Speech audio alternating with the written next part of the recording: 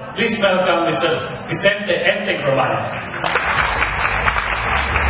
Salamat, Han. Magandang umaga po sa inyo lahat. Magandang umaga po. Parang yung iba, ayaw pag bumitiw sa pagkain din naman, ha? Kayo rin. Baka manaba kayo ng estudyante. Salamat, Han, sa pagkanyaya mo sa akin. It's always a pleasure for me na maibahagi yung aking mga experiences sa pagninegosyo at makipagpalitan ng idea sa mga kapwa-entrepreneur. So marami pala sa inyo rito, nagpas 10 years nang nagninegosyo o pinapatakbo yung negosyo. Galing, ano? Maitanong ko lang, ilan sa inyo ang nag-empleyo bago nagnegosyo? Yan, marami din, ano? Yung bang nag-umpisa kayo ng negosyo nyo, malapit ba dun sa produkto or service nung pinagtatrabahuhan nyo? Yung pinasok ng negosyo? Parang yun yung pinaka-natural di ba? O yung mga more than 10 years na sa ginagawa nyo, yung bang ginawa nyo sa year 1? Yung negosyo nyo nung year 1, yung pa rin ang negosyo nyo after year 10? Yes? Sino sabing hindi?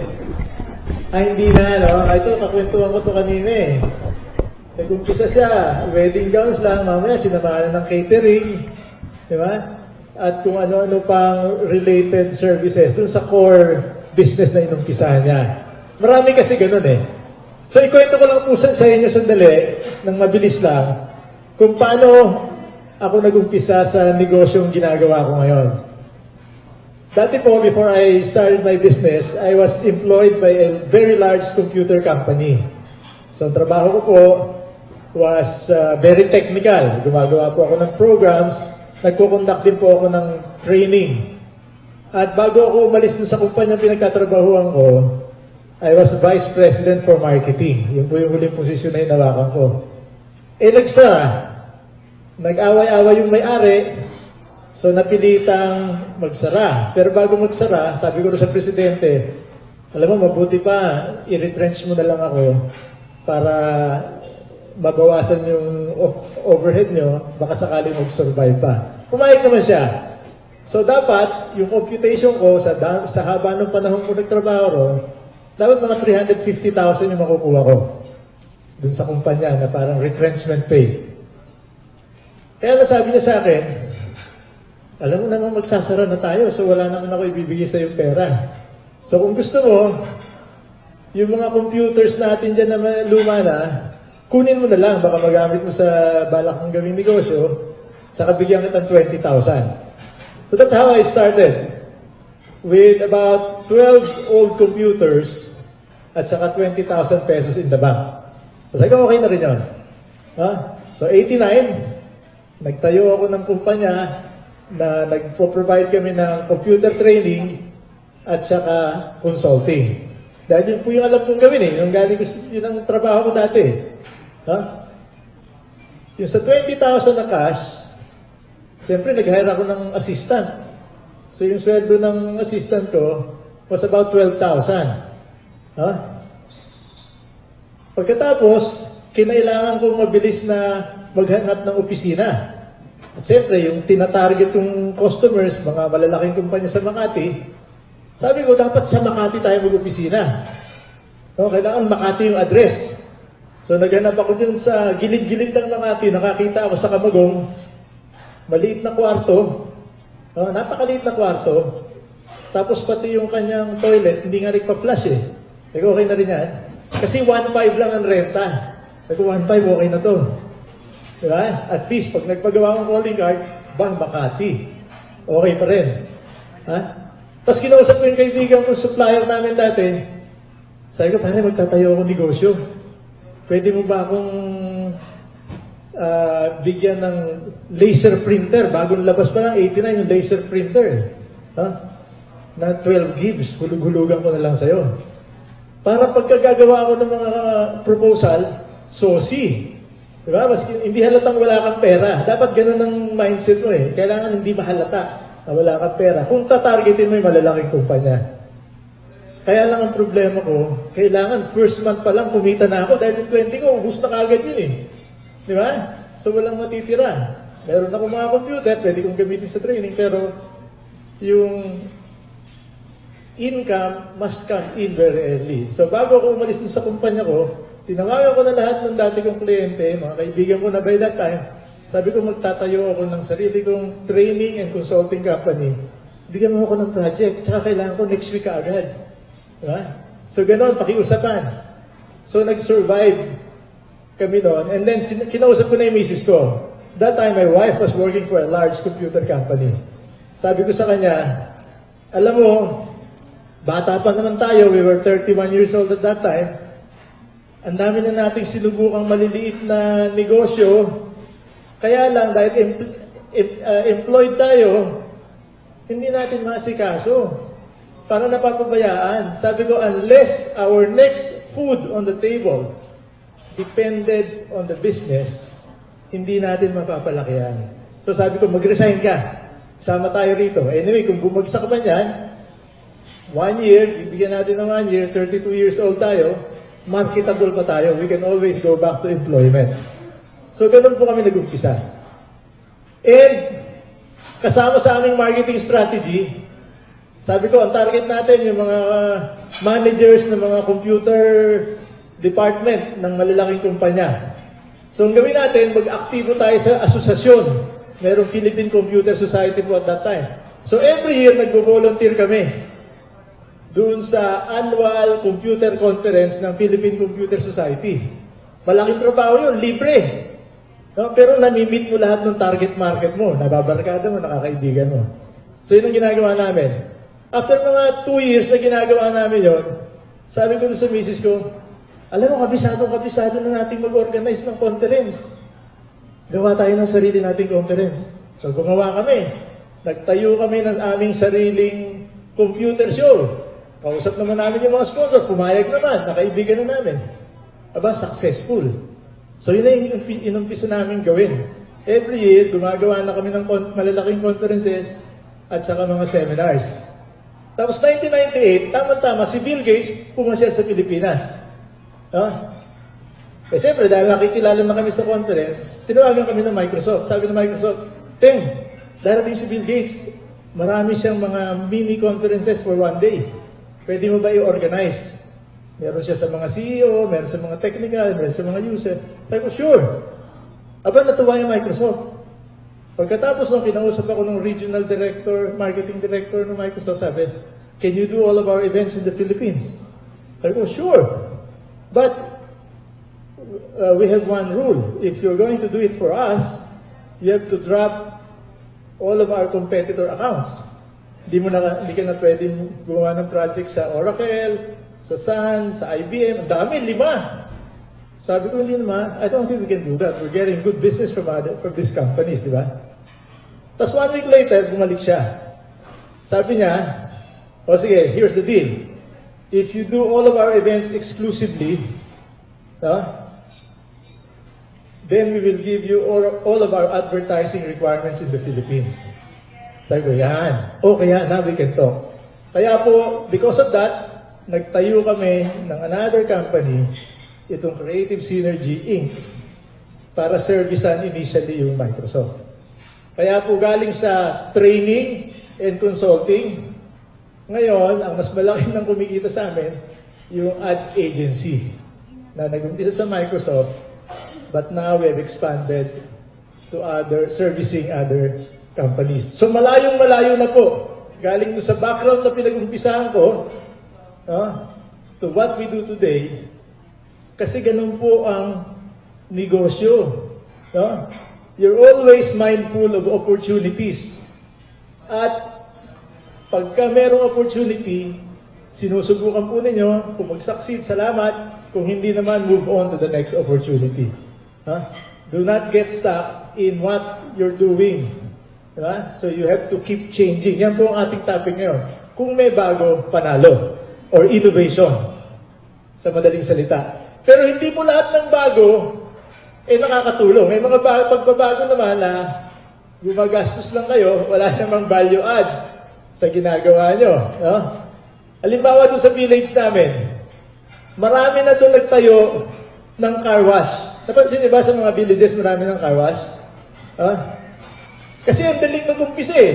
Kung meron kang medyo malaki-laking garahe, malakas yung water pressure sa village nyo, kausapin mo lang yung mga standby doon. Dito na lang kayo, no? Bayaran mo kayo. Then you have a car wash. Doon po sa village namin, sa Munwang Paranaque, pagpasok mo ng gate, meron na rin 3 magkakatabi. Puro car wash. Pero bilib ako nun sa isa, yun yung nag-i-innovate. No? Kaya siya yung pinakamalakas doon. Bakit kanyo? Naisip niya, sabi niya, teka muna, total, yung mga nagpapakarwas dito, nag-aantay, no? Mga 30 minutes to almost an hour. Nagtayo siya nung pizza, yung nagtitindahan din ng pizza. Para habang nag-aantay, di ba, malamang yung gugutumin, o order ng pizza. Ganon din naman yung mga dumadaan doon para umorder ng pizza, kasi mga 15 minutes bago maluto eh. Diba? Siguro magpakarwas na muna ako. So nakita niyo yung very complimentary. Yun may value. And then one summer, last summer, nakita ko, meron na naman siyang dinagdag na innovation. Summer yun eh. So meron siyang karatula ron. We also do circumcision. Sabi ko parang, hindi yata konektado. Diba? O yun pala yung may-ari, doktor. Pero inisip ko, alam mo minsan, yung nagpakarwas ako ng summer, I was almost tempted. Sabi ko, ano kaya magpa-circumcise na ako?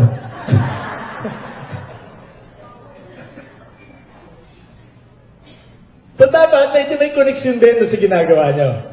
Okay, umpisa natin. Dahil ako kasi lecturer talaga ako. Palaging umpisa ko may test. Ito po, isang test lang, no? Basahin niyo nasa screen. Sinasabi dyan, you are driving along in your car on a wild stormy night when you pass by a bus stop and you see 3 people waiting for the bus. At pong klaseng tao. An old lady who looks as if she is about to die. An old friend who once saved your life. The perfect partner you have been dreaming about. Yan. Ang problema, isa lang ang kasya dun sa kotse mo kasi ano siya eh. Medyo parang sports car, no? So isa lang ang kasya. Which one would you choose to offer a ride to knowing that there could only be one passenger in your car? Yan ha. Isip-isip ko kayo ng konti. Sino yung pipiliin yung old lady who looks as if she is about to die? Sino nga? Raise your hand.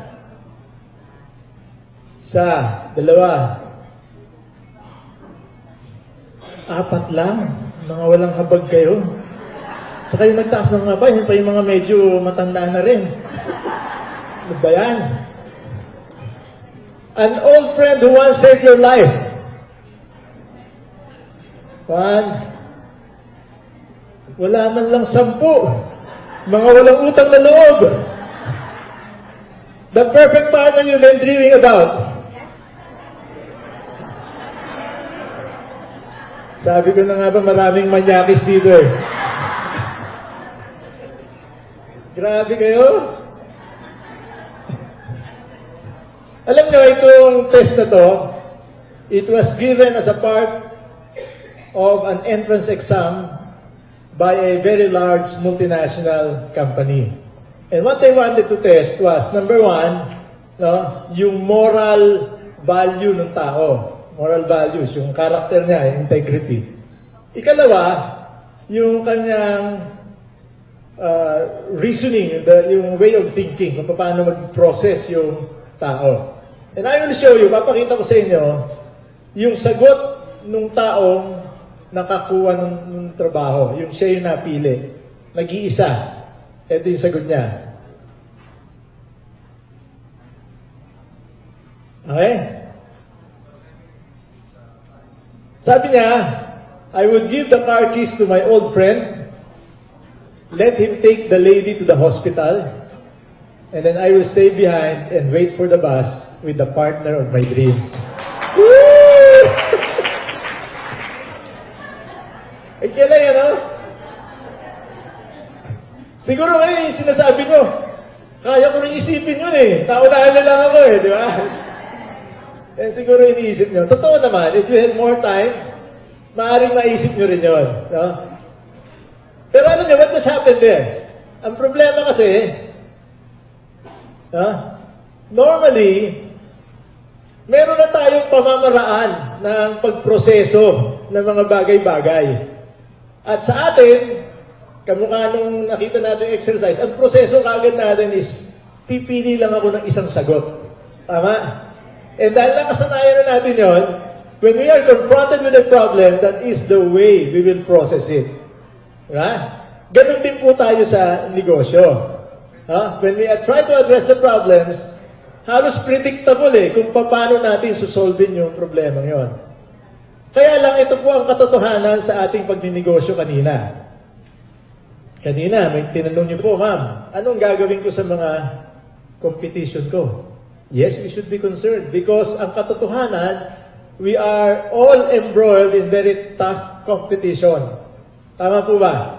Maraming kalaban. Dahil kung kumikita ka sa ginagawa mo, sigurado may opportunity dyan. And when there is opportunity, there are many people who will be interested. And sometimes, we have to spend extra just to stay in the game. Bigyan ko po kayo ng halimbawa. After mga ilang years na kliyente namin yung Microsoft, exclusive agency kami nung araw. Kaya yung panahon na yun, kami ng misis ko, araw-araw kami nag-golf na lang kasi we practically wait for orders coming in from Microsoft. Bigla nilang binago. Sabi nila, ang bagong policy natin, lahat ng project i-open up natin sa at least 3-4 agencies. O di nagbago po yung laban namin. Kada isang project, may sumatasali mga 10 ahensya. Can you imagine, di bagsak lahat ng presyo. Di po ba? At ito pa ang masakit. Pagkatapos nung i-award ng Microsoft, papatawag yung mga natalo. Tapos sasabihin sa inyo, alam nyo kung bakit kayo natalo.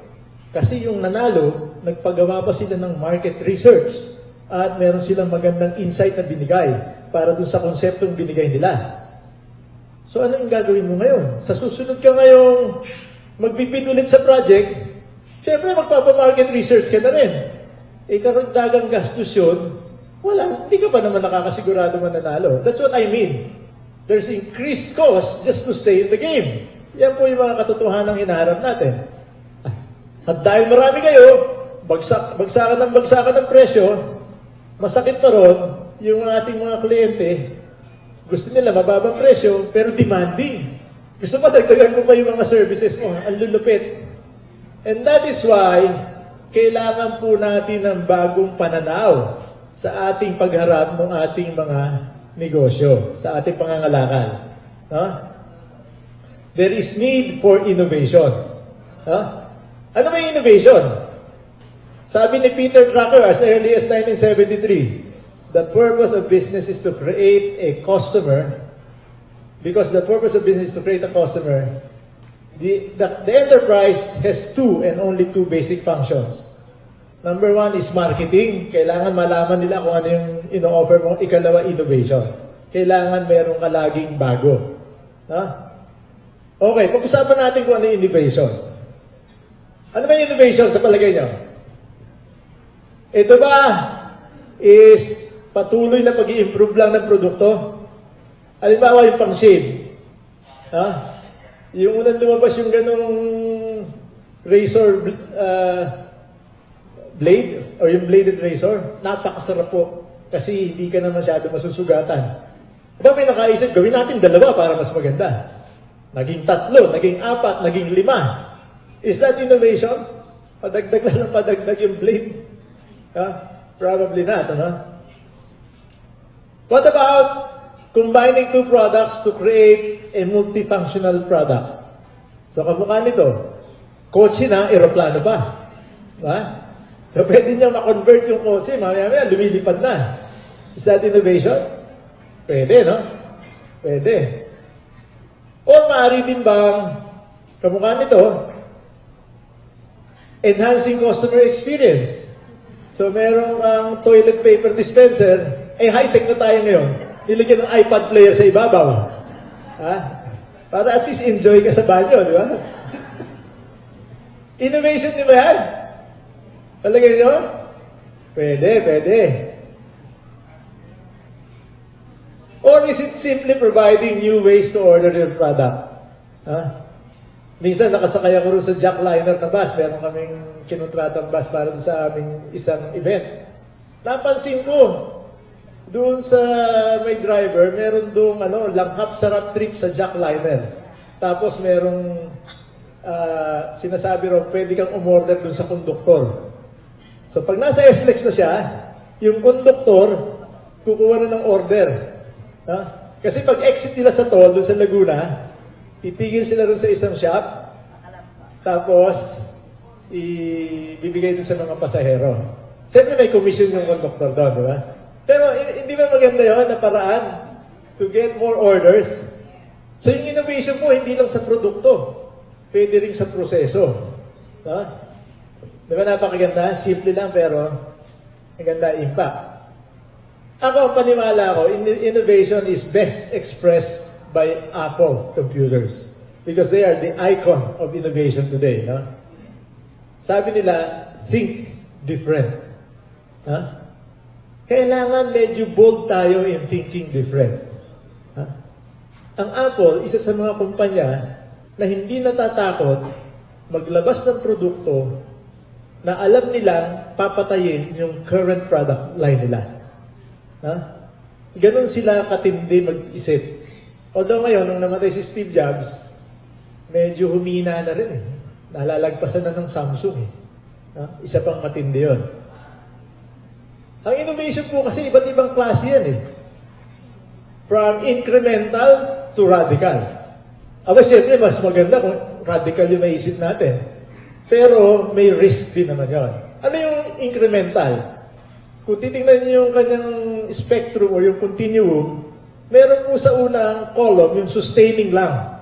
Ini-improve mo lang yung current product offering ng adding new functionalities, no? Adding new service maybe. Sa halimbawa dyan, yung fabric softener. Commodity product naman yun. So merong naglabas, nilagyan ng pabango. Downy. So nag-add ba siya ng value? Yes. Is it innovation? Yes. But it's only sustaining. Tama ba yan? What about yung breakout? No? Yung nasa gitna. Dito, meron kang gagawing innovation that will result in discontinuity of current products. So yung mga produktong ginagamit na ngayon, because of your innovation, pwedeng biglang ma-obsolete. Example dyan. Yung nauso yung digital cameras. Anong na-obsolete? Film. Ang problema, yung mga incumbent, yung mga market leaders, tulad ng Kodak, nagre-resist sila. Na para bang pagka pinigil nila yung mga kliyente nila, hindi kami magbibenta ng digital kasi film ng specialty namin. Para bang titigil yung consumers. Hindi po ganun yun. Hindi sila nakapaghanda dun sa transition. And they ended up being losers. At meron pong pangatlo, ito yung talagang radical. Ito yung disruptive. Game changer, kumbaga. It disrupts the equilibrium of the industry. At sometimes, nag-i-evolve into new markets or industries. I'll give you one example. Yung microwave oven. You're all familiar with the microwave oven? Sino may microwave oven sa atin? Okay, halos lahat siguro. Alam niyo ba na yung microwave oven, na-discover yan, accident lang, by accident. Yung World War II, merong isang kumpanya, pangalan ng kumpanya, Raytheon. They were in the business of manufacturing radars. Alam niyo yung radar? Ginagamit sa giyera yun World War II yun para ma-detect yung mga aeroplano. Okay? Nung kalaban, pag lumulusog. Anyway, so dahil kailangan maglabas sila ng marami, meron silang yung engineering department nila, naka-invento ng tinatawag nilang magnetron. Yun yung basta, hindi ko alam kung anong role nun, basta isang component siya noong radar. No? Tapos, nung nag-i-inspection yung engineer, yung chief engineer nila, si Spencer, napansin niya, mahilig sa tsokolate yung mama. Pagdaan niya rin sa bagong magnetron nila, napansin niya, natunaw yung tsokolate rin sa bulsa niya, no? Nasa coat niya. Ano ba't nagkaganon? No?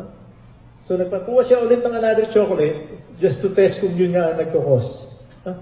Yun nga. So, nagpakuha siya ng popcorn. Pagdaan niya ulit, nag-pop yung popcorn.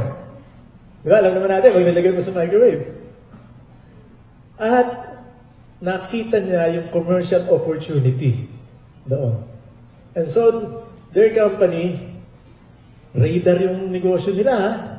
It took a lot of convincing para to get into producing microwave oven.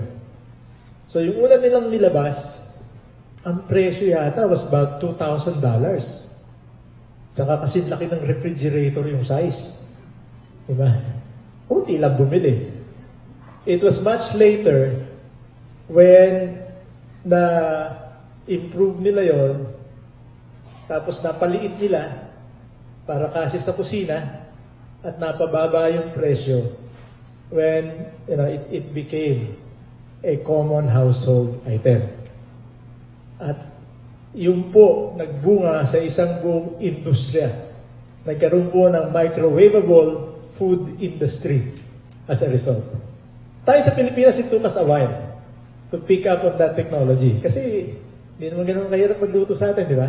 In fact, I remember, merong isang nag-attempt, I forgot the brand now, pero may isang kumpanya naglabas nung yung naka-tetra pack na pagkain, di ba? Tapos, ilulublog mo lang sa hot water, nabubuksan mo. You remember that? Ha? Yun yung kasi masyado pang mahal yung microwave mo. So, yun yung ating version ng microwavable food. Kaya na nag-flop din siya. I think it was because of the commercial. Ewan ko kung naalala niyo yung commercial nun. Commercial kasi nun, yung babae, galing sa opisina, nakabihis pa siyang galing office dating siya, tapos tumitingin-tingin siya dun sa kusina kung anong pwedeng makain. Then dumating yung asawa. Sabi ng asawa, "Honey, I'm home." Diba? Ready na ba yung food? Ganun siya eh. So nataranta si wife, no? Bukas siya, "Sure, ready na." Tapos binlublob niya, tapos ginupit niya, instant menudo. Diba? Now what is wrong with that commercial? What is wrong with that commercial? Hindi naman po tayo ganun dito sa Pilipinas, di ba? Normally, pag yung asawa, lalaki at babae nagtatrabaho, anong sitwasyon sa bahay? May katulong yun, may kasambahay na nagluluto. Di ba? Kung ako gagawa ng commercial noon, papaguin ko. Dapat si Inday. Di ba? Si Inday nanonood siya ng TV doon sa may kusina, di ba? Tapos dadating na yung school bus, si Junior. Di ba? "Day! Andito na ako! May pagkain ba dyan?" Sabi niya, sandali lang, Junior." Takbo siya sa kusina, tapos luto siya, di ba? Tapos pag-serve niya kay Junior, no? Sabi ni Junior, ang sarap-sarap talaga magluto ni Inday. Tapos medyo pakurot-kurot pa. Tapos sabi ni Inday, "Ikaw talaga, Junior, manang-mana ka sa tatay mo."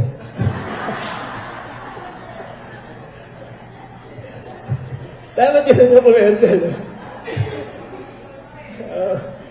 Pakurot-kurot pa eh. Okay, ito. Test lang tayo ha. Incremental or radical innovation ba itong mga to? Naalala niyo ba yung Sony Walkman? Oo. Nahalata ito na edad niyo ha. Ano siya? Radical or incremental innovation? Ha? Incremental lang ba yan? Hindi mo radical dyan. Biglang nagbago yung lifestyle ng mga tao. Di ba? Ngayon, pwede ka na mag-jogging and all that. Di ba? Tapos nasa bus ka. No? Oh. What about from Walkman to iPod?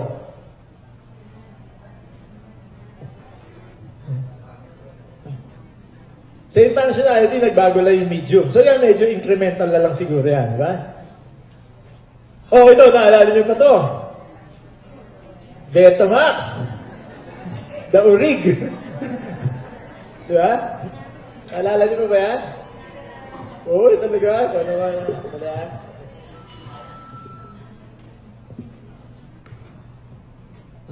Kaya medyo revolutionary din yan. Kasi marami pang ano dyan, di ba? Maraming negosyong na nag-start because of the Betamax. Nagkaroon tayo ng mga Betamax rentals.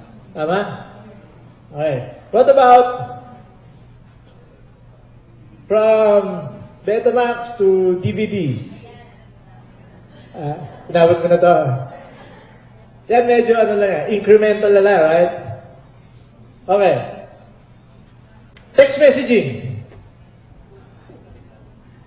Radical or incremental? Radical yan, di ba? Tapos naging text ka. Nalala mo yung unang commercial ng Globe dyan? Na mga, ano, yung PP, tsaka, PP ba yun o bingi? Yung ginamit sa commercial. Alam mo yung una ko na po sabi, sino magsasaga mag-text? Pwede mo naman tawagan. Huh? Never did I realize that it will be the norm today. Diba? What about pass-a-load? Huh? Ito, observation lang to ng mga telcos. Pag pumunta sila ron, pengin na bang load, di ba? So, pupunta pa sila sa tindahan, habang proseso. So, naisip nila, bakit hindi natin bigyan ng capacity yung isang user, meron naman siyang load, may ipasa dun sa kaibigan niya. And again, to me, this is radical. What about yung ginawa ng Sun Cellular? Unli. It changed. It changed the structure of the telcos. Kasi napilitan yung iba na baguhin din yung kanilang offering. Tama ba? So meron tayong unli calls. What about unli rice? So ito, pwede mong kopyahin from the telephone to food. Same concept. So hindi ka kailangan original. Okay. Siguro maganda pag-usapan ngayon, alam nating mahalaga yung innovation. How can you be more innovative? Okay. Ito po yung ating mga, I will share with you 4 rules. No? Number 1, challenge the status quo. In other words, huwag kayong makontento doon sa ginagawa nyo, maski na malakikita nyo ngayon. Because soon, somebody else will do it better than you're doing it today. So palagi mo itanong, bakit pa natin ginagawa to? Di ba yung nag-employo kayo, yung iba sa inyo, pagdating nyo ron, may pinapafilapan sa inyong phone. Hindi mo naman alam kung bakit mo pinipilapan. Did any one of you challenge why you need to do or fill up that form or submit a report in a certain format? Diba? Mas mahalaga, tanongin nyo, ano bang pwede kong gawin that will impact the business? And especially today, na technology talaga ang nagda-drive ng innovation. You should always be looking at technology as a source of innovation.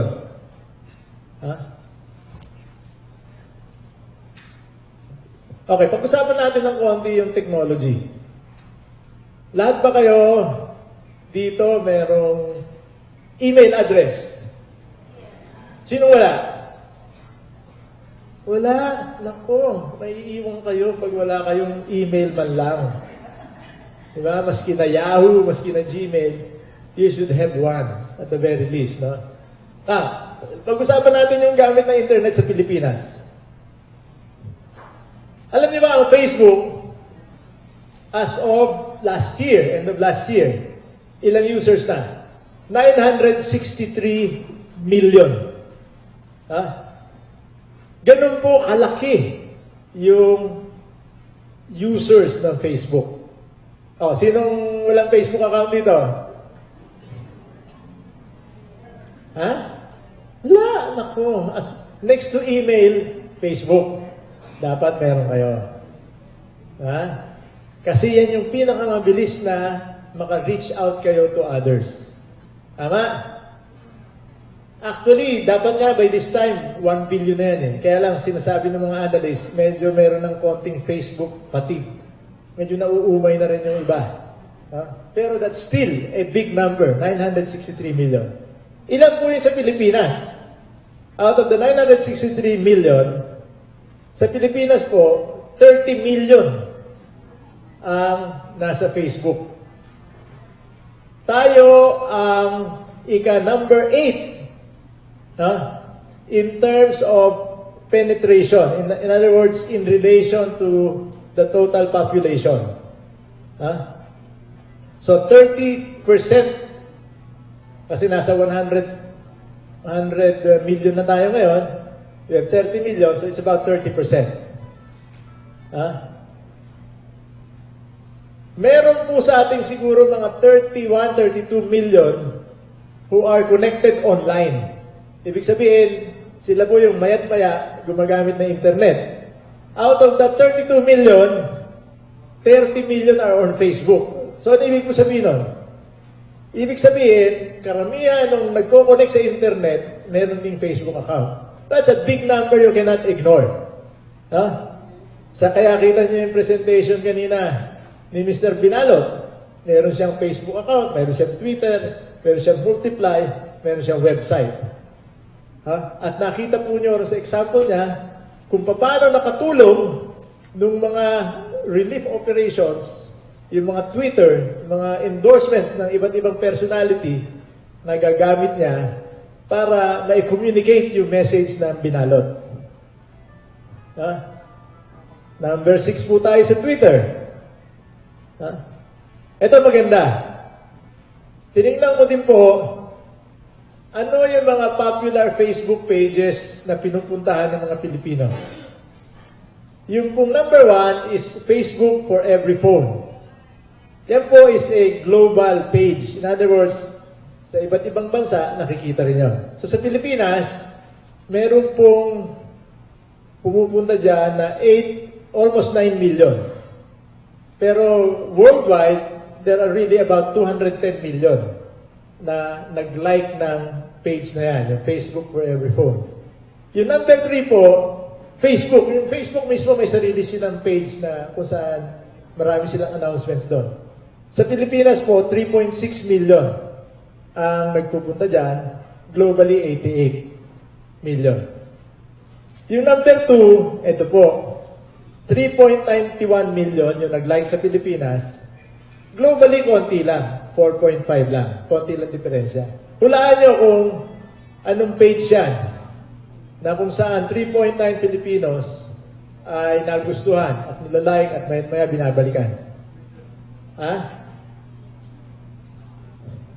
Yan po yung page ni Vice Ganda. Ganyan po karaming followers si Vice Ganda. Kung meron kayong produkto, mapa-endorse nyo kay Vice Ganda, mapa-tweet man lang si Vice Ganda or mabanggit man lang niya sa Facebook. Na-imagine nyo ba kung gaano kalaking value niya? Nung minsan, nagmamaneho ako dyan sa SLEX, meron ako nakitang billboard, commercial, no? Commercial siya ng Imodium. Alam niyo yung Imodium, di ba? Siguro heavy user yung iba sa inyo, no? So, nakita ko, naglagay pa siya ng Facebook page niya.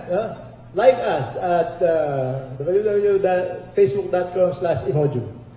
So, sa loob lang ko, sino naman pupunta sa page niya? Diba, Imodium, tapos pupunta mo, lago naman. Sayang lang nilagay mo pati space dun sa billboard. So, pinunta ko just to check it out. Aba, meron 25,000 followers. Laki nun, ha? Imodium, 25,000 followers. Tapos tinignan ko. Tapos meron pa siyang app doon na pwede mo i-download. Dinownload ko. Kasi ano siya, toilet tracker. So pag inabot ka doon sa alam mo kung saan yung pinakamalapit na toilet na pwede. Di ba may gamit? Ganon yung power ng internet, Facebook.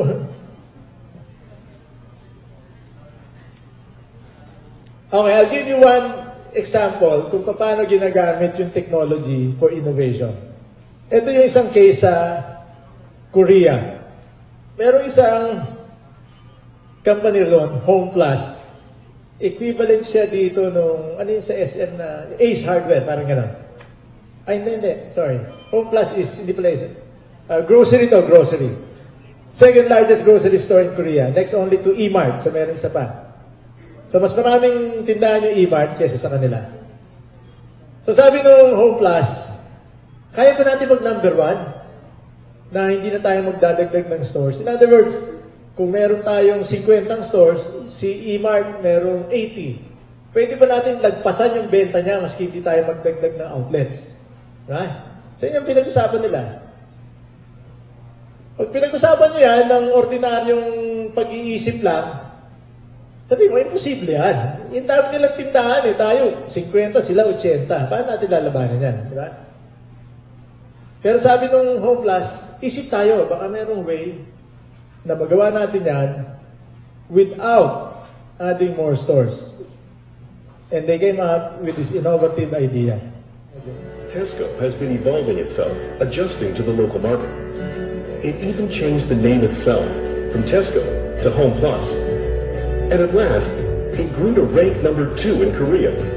But Tesco had to overcome one obstacle, a fewer number of stores compared to the number 1 company, E-Mart. Mission: could we become number 1 without increasing the number of stores? We made an in-depth study into Koreans once more. Koreans are the second most hardworking people in the world. For them, grocery shopping once a week is a dreaded task. So we decided to approach these busy and tired people. Idea: let the store come to the people. We created virtual stores, hoping to blend into people's everyday lives. Our first try was subway stations. Although virtual, the displays were exactly the same as actual stores, from the display to the merchandise. Only one thing was different. You used smartphones to shop. Scan the QR code with your phone, and the product automatically lands in your online cart.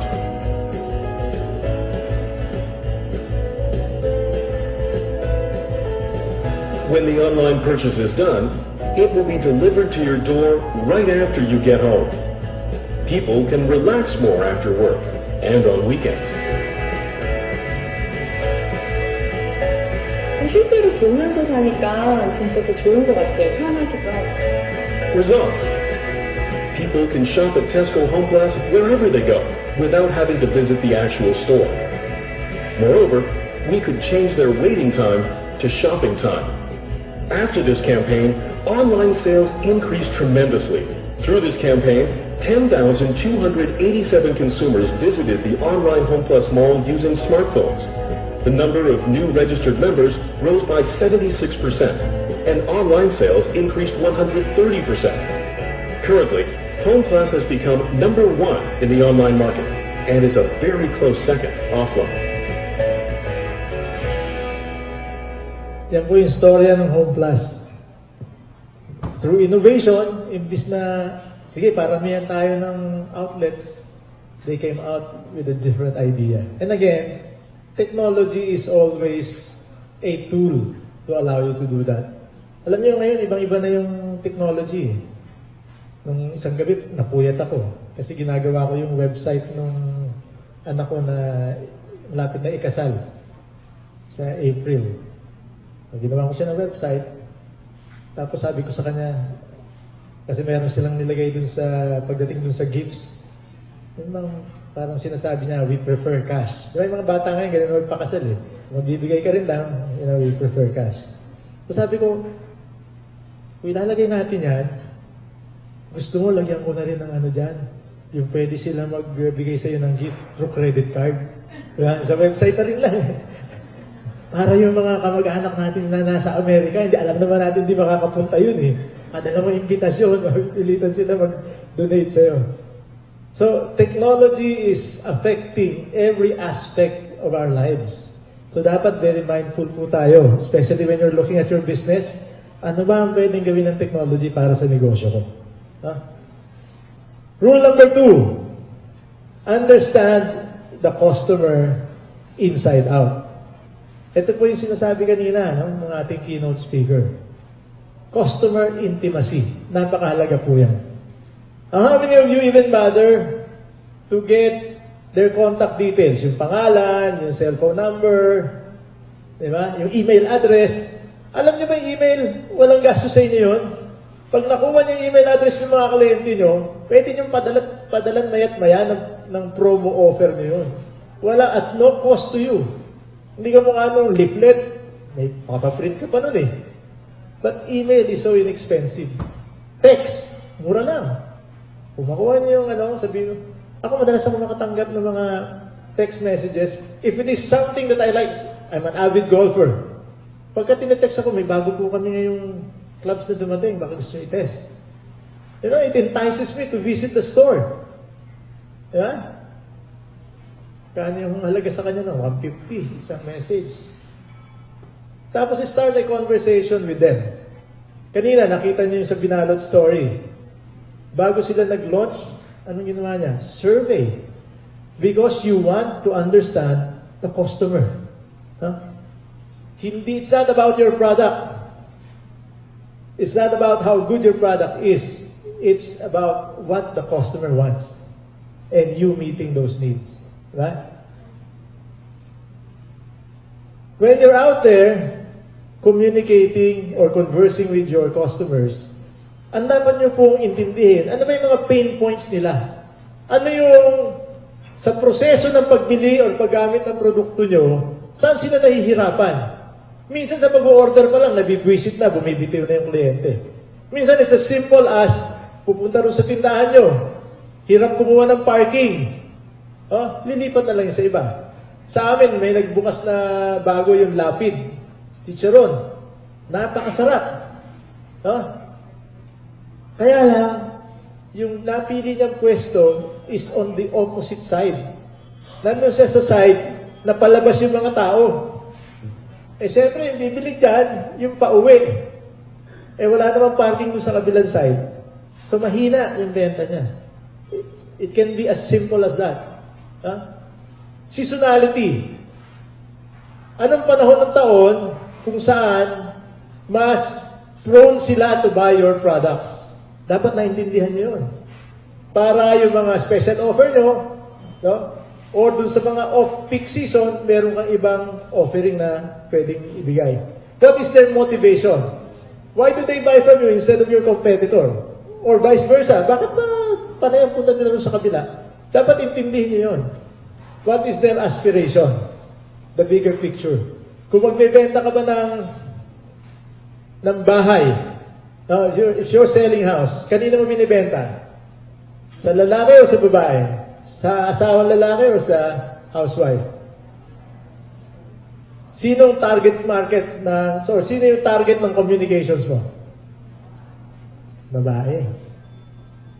Diba? Kasi sa lalaki, mas gusto niya bumiling kotse kaysa bahay. So it is the wife, although yung pera galing sa lalaki, it is the wife who will probably decide. Sometimes it is a matter of managing the customer experience and yung perceived value lang. Meron isang airport na tinayo sa Midwest in the US. High-tech lahat yung facilities. So after nag-open sila, after 1 month, nag-survey. And lumabas na sa survey, ang daming complaints about ang tagal daw lumabas ng bagahe from the airplane sa carousel. Tagal nilang inaantay. So nagpatawag sila ng consultant, gumawa sila ng time and motion study. Nagdagdag, in-automate yung process para dun yung dadaan sa belt, mapabilis at lahat. In-implement nila. After 1 month, survey ulit sila. Ganun pa rin, ang tagal. So kumuha ulit silang consultant. This time, marketing consultant. Pinoy. Kinuha nila. So lumipad. Pagdating ng Pinoy dun sa airport, punta siya doon sa carousel, tinimingan niya, matagal. So kinabukasan, meron na siyang recommendation. Bilis! Ang Pinoy mag-isip. Sabi niya, ganitong gawin nyo. No? Yung carousel, ilipat nyo roon sa dulo, sa malayo. Para pagbaba ng pasahero sa aeroplano, lalakad sila ng malayo, di ba? Pagdating nila, dahil matagal yung lakad nila, andun na yung bagahe nila. Mabilis na ngayon, lumabas. Para ba yan? Perception lang. Di ba? Ganun pa rin katagal yung paglalabas doon, pero dahil mas malayo nilakad niya, akala nila bumilis. Reach out to non-customers. Alam niyo minsan, kung ito na yung customer natin, paano yun lang ang pinag-aagawan natin ng ating mga competition? Dapat isipin nyo, meron pa ba ibang pwede na hindi natin nasiservicean kaysa dun sa pinag-aawayan natin? Yan yung ginawa ng Wii. Ewan kung alam niyo yung Wii na yung game. Kasi ano sila, yung gaming industry, napaka-competitive niyan. Pabilis, palakihan ng monitor, pabilisan ng processor. Ganun ang labanan dyan eh. No? Eh sabi ng Nintendo, hindi na natin kaya lumaban dyan. Ang mahal-mahal na ng mga technology. Tapos, pababa presyo. Sabi nila, ano ba nangyari ng mga gumagamit ng Atari nung araw? Diba yung Atari, simple lang yung mga games nun eh. Eh nagsitandaan na yun. O bakit pwede ba natin balikan sila para maglaro ulit kaysa itong puro mga bata lang yung ating target market? O sige, sabi nila. Paano? Eh alam natin ngayon, ang sports na nila, matatanda na eh. Nag-golf, nagtitennis, nag-bowling. So gawa tayo ng game na kamukha rin sa nakasanayan nila. Pero gawin natin, yung medyo, pag nasarap sila ng TV, pwede nilang gawin yung motion ng pumapalo ng tennis, pumapalo ng golf, nag-bowling. Yung ginawa nila. And itong untapped market na to, yung mga tumanda ng dating Atari users, no? Yun yung napakalaking market na hindi pinapansin ng mga kalaban nila. No? Nung lumabas sila, low-tech pa nga yung mga games nila, pinagtatawa na sila ng kalaban. Nung bandang uli, sila yung tumatawa. Kasi they created an entirely new market for gaming. Yan po yung ibig sabihin natin dyan. So, listening to your customers, kailangan natin ng mga surveys, market research if you can afford it.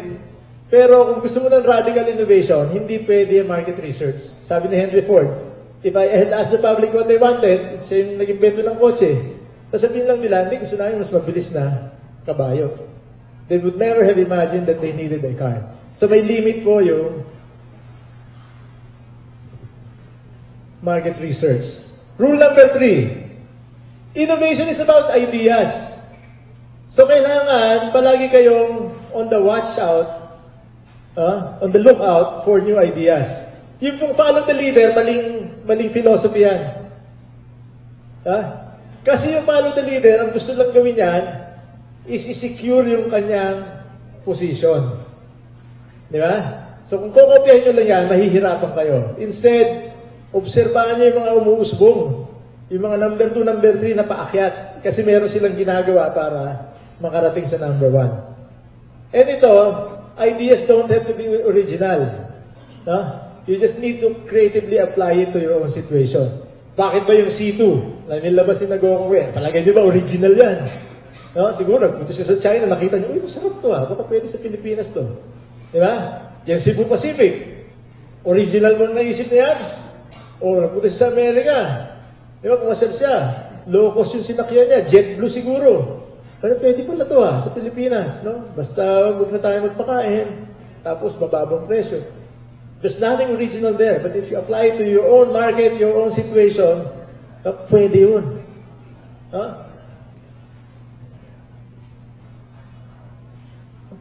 Marami po kayo mapupulot. Again, I go back to the internet because it's a very rich source of information. Meron kayo gusto malaman, Google will bring you to that page. And of course, attending conferences gives you insights. Ito po yung isang site I would recommend, springwise.com. Siya po talaga is looking for new business ideas. So meron mga nagpa-publish dyan na naging popular halimbawa sa Finland.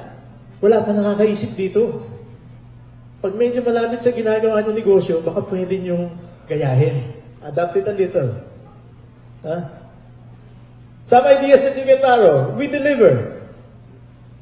Mas yan ang negosyo nyo, pag sinamahan nyo ng delivery, it adds a new level of servicing your customer. Diba? Yung Suki card ng Mercury, pwede rin yan. Online ordering, naku, napakadali na po ngayon magtayo ng website na pwedeng tumanggap ng credit card payment. Kung meron kayong PayPal account, pwede pumasok doon. Just ask an expert, no, to help you there. Kailangan po may online presence na kayo. Installment, paluwagan.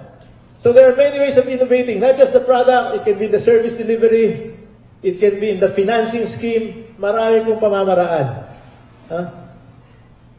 Finally, rule number 4, dare to fail. Yung mga hindi po nabibigo sa buhay, hindi rin nagtatagumpay ng malaki.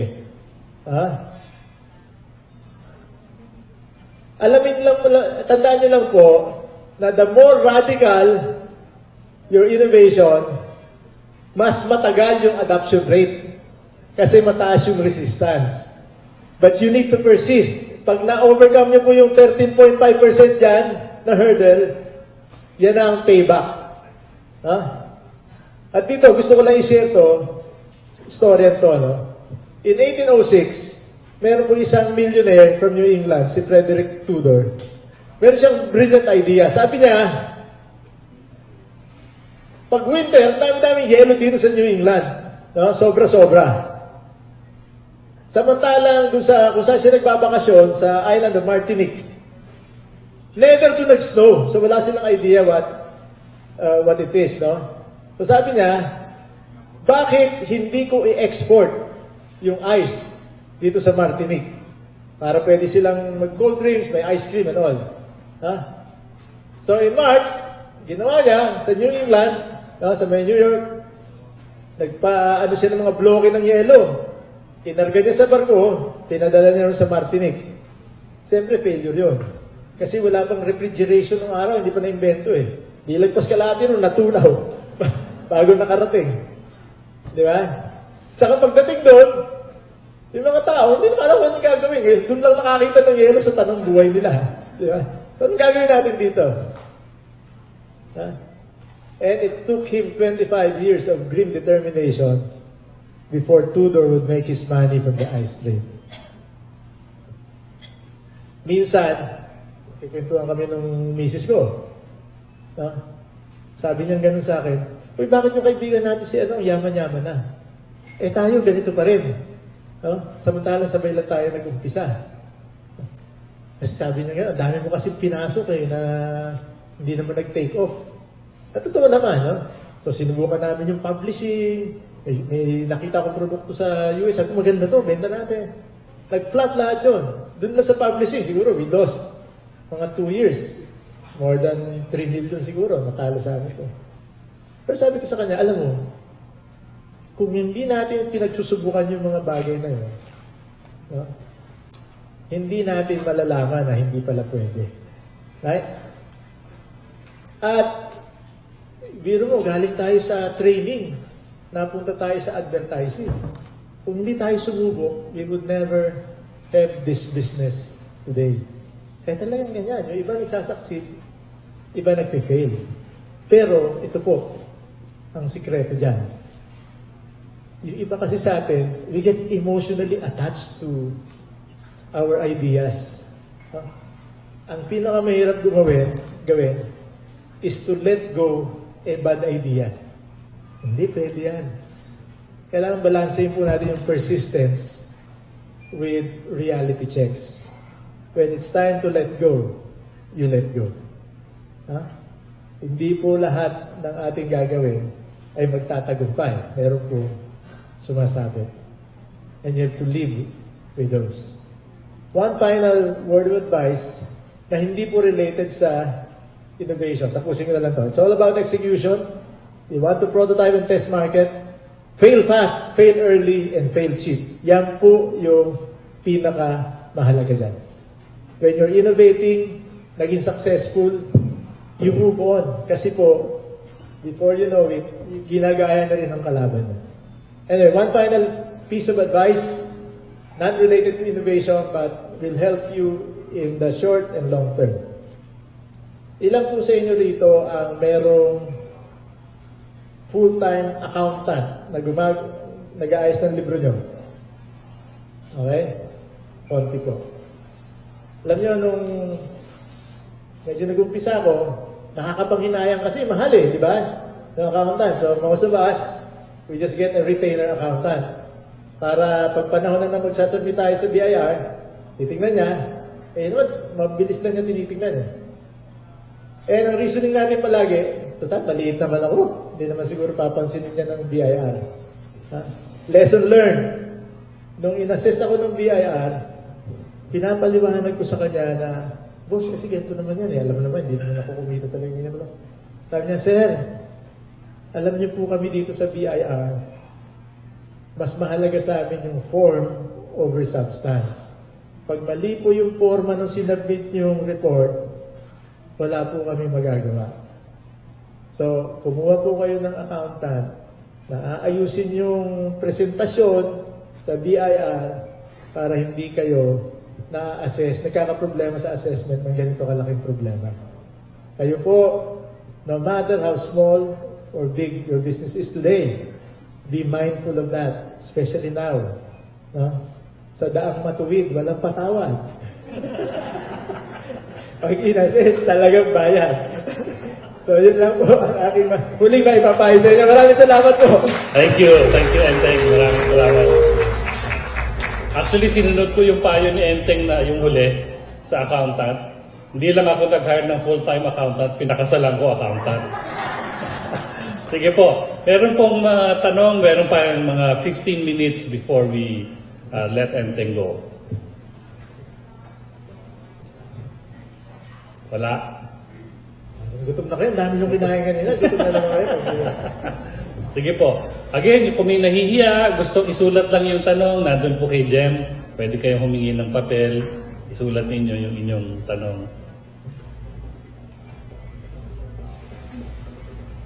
Wala na. Wala nang gusto magtanong. Alam niyo po, ang sigil ko sa consulting, kung po ang rate ko is $100 per hour. So ngayon, libre. Samantalahin niyo na. Ang balita ko kasi, yung singil ni Enteng, maliban doon sa $100 sa mga ganitong to, depende kung gaano karami nagtanong. Kaya mabuti na lang wala akong nagtatanong sa inyo. Hindi nadala kayong babayad naman kay Enteng. Biro lang po yun. Sige, meron pa pong... anyway, si Enteng is going to be here with us for lunch. No? So kung meron po kayong maisip na katanungan habang tayo nananakalian, pwede niyo po siyang lapitan. Okay, maraming salamat. Maraming salamat.